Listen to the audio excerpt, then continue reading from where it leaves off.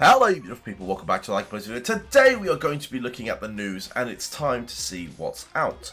So as you guys are aware, it is Shidou Day and Shidou is finally out. We are going to review it, but I want to start today from the bottom since there is a lot of news. So if we scroll down, we're going to start from here. Must see notification, rebalancing some 3 stars. As you guys know, Nico is out, Zantetsu is already out. These guys are already out, what am I saying? But they've all been reworked, and what's happened for them? So Nico has actually become really good. This is actually a change that I think Nico really needed, but a constant intel boost at 10% makes him really solid. Skill level up at 7 is pretty good. Training intel bonus at 30%. I actually don't remember what his previous one was. I don't think it was 30% though. So this is super good. And a blue mental image training. I think Nico is actually really solid as an intel trainer. Zantetsu got the most underwhelming buff ever, increased the stamina growth rate, and a green exercise machine. I'm not too fussed. It feels underwhelming. This doesn't change anything, because I train Zantetsu mostly for speed anyway, so it doesn't really do much for me. I guess having the base stamina increase does mean when we're training him for speed, he will get a little bit more stamina, which is probably a good thing, I guess. Right, Rin. Rin was adjusted with initial growth rates on speed, stamina, and physical, so they were adjusted to 8%, and his technical and kick has gone up to 12. I am pretty sure that still makes him really bad. Let's see. View details. Yeah, that for a level 100, those growth rates are horrible. Like, they are actually horrible growth rates. You'd expect him to have at least like 30-40% intel and like 20-30% kick. This is a bit underwhelming. But okay, so he is underwhelming as hell. That's a shame. Butcher, right, a blue mental imagery card. They could have given him a blue dribbling card. That would have been nice. Like, if you wanted to help Butcher, give him a blue dribbling card, not a mental imagery one. And Megaru on this one, constant technical boost 10%. Okay, that is good. That is good. It probably needed that, let's be fair. Okay, fair. So, updates out the way. Shall we have a quick look? Okay, yeah, so boys, as I said before, Rio and Nagi are entering the Scouts, which means that you're going to be able to get Rio and Nagi in your Scout banner. As you can see, Pablo's also been added, and the new Rio has been added. So, all of these units have been added to the Scout banner, and the special support card banner should also have all the new support cards, minus, the limited ones. So that's just telling us that. Let's go this way. Right, and these are your standard Shidou packs, which means it's time to finally main event this thing. So, we have a brand new training card, and this is the first thing I want to touch on, because this is actually really big. So, Bright Gold. What does Bright Gold do? Bright Gold is the same power as a Black Red. It's 5 times stats of a gold card, which makes it really powerful. It makes it the strongest card in the game, alongside Black Red at the moment. We don't have anything stronger. We actually have 2 white golds right now in the game, or bright golds, whatever you want to call them. And I am going to show you both of them. So, what they do is, once you pick them up, you're going to get 2 stages of extra bonus. That means you're going to get 2 extra turns added to your training. Super OP. Now, whilst they are 5 times stats, they also have a very high chance of making you lose your awakening status. So that's a shame. Just like Black Red, when you pick them, expect to lose your awakening. But they do guarantee get you 2 extra turns, which, if you're getting 2 extra turns, you can just hit break again on one of them. It's not an issue. As we scroll down, it does explain to us that as of right now, there is only a bright gold for Rising Blue Lock Man, Shot Practice, and Rising Mental Imagery Training. Because we have 2 cards out today who both have them. So, if you were on the stream, you would have heard me talking about this Rin support card. Now, I didn't talk about it on the prediction video because I completely forgot.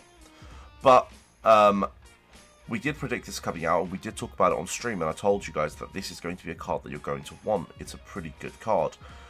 Now that it's out, I think it's time to have a look at what it actually looks like.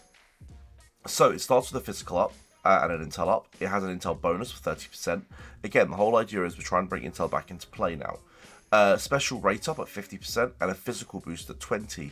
The physical boost I'm not so fussed about. It's a bit of a weird choice, actually, because if I'm not wrong, he only oh no, he actually has, never mind, he actually has the purple exercise machine. For some reason I thought he didn't have the exercise machine, but he does. You know what, physical's a normal choice then, fair enough.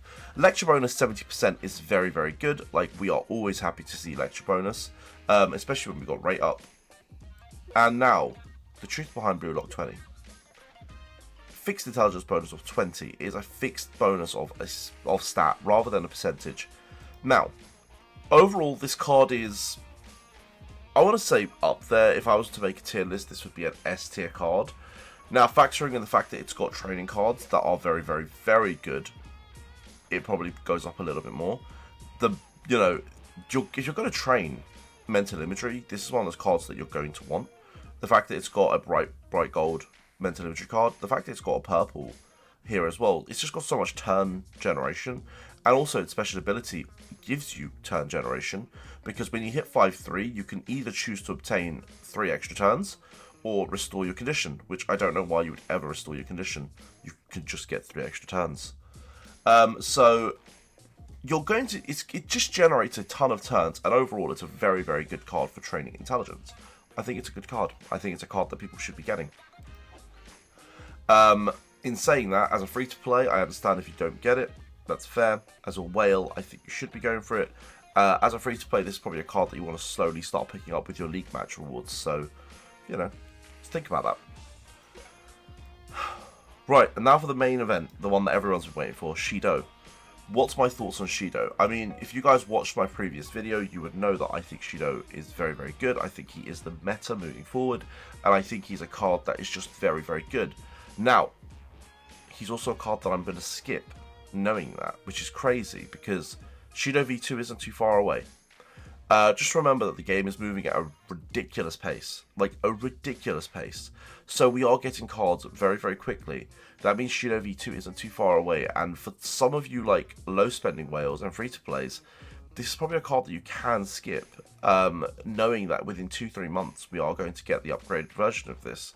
For whales who want to just enjoy the next 2 months, absolutely pick this up. This is a must-have.